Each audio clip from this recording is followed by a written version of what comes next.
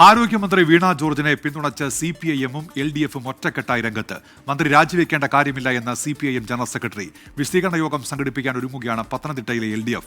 വീണ ജോർജിനെ വിമർശിച്ച CPIM നേതാക്കൾക്കെതിരെ നടപടിയെടുക്കാൻ ജില്ലാ സെക്രട്ടേറിയറ്റ് യോഗത്തിൽ തീരുമാനമായി.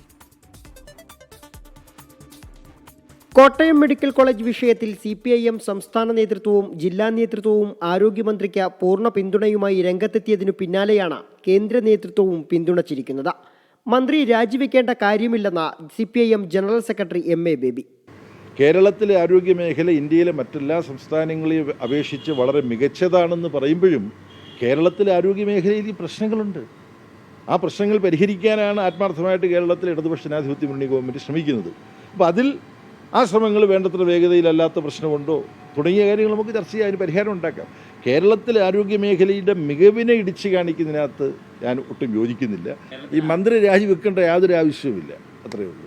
പ്രതിപക്ഷ പ്രതിഷേധം ചെറുക്കാൻ പത്തനംതിട്ടയിൽ CPIM തീരുമാനിച്ച വിശദീകരണ യോഗം LDF-ന്റേതായി സംഘടിപ്പിക്കാൻ തീരുമാനിച്ചു. ആറന്മുള നിയോജക മണ്ഡലത്തിൽ വ്യാഴാഴ്ച വിശദീകരണ യോഗം നടത്തും. പഞ്ചായത്ത് തലത്തിൽ റാലിയും പൊതുയോഗങ്ങളും സംഘടിപ്പിക്കാനും തീരുമാനിച്ചിട്ടുണ്ട്. മന്ത്രിയെ വിമർശിച്ച സമൂഹ മാധ്യമത്തിൽ പോസ്റ്റിട്ടവർക്കെതിരെ നടപടിയെടുക്കാനും ജില്ലാ സെക്രട്ടേറിയറ്റിൽ തീരുമാനമായി. ലോക്കൽ കമ്മിറ്റികളോടാണ് നടപടിക്ക് നിർദ്ദേശിച്ചിട്ടുള്ളത്. 3 ദിവസത്തിനുള്ളിൽ നടപടിയെടുത്ത ശേഷം സെക്രട്ടേറിയറ്റിന് റിപ്പോർട്ട് നൽകാനാണ് അറിയിച്ചിട്ടുള്ളത്.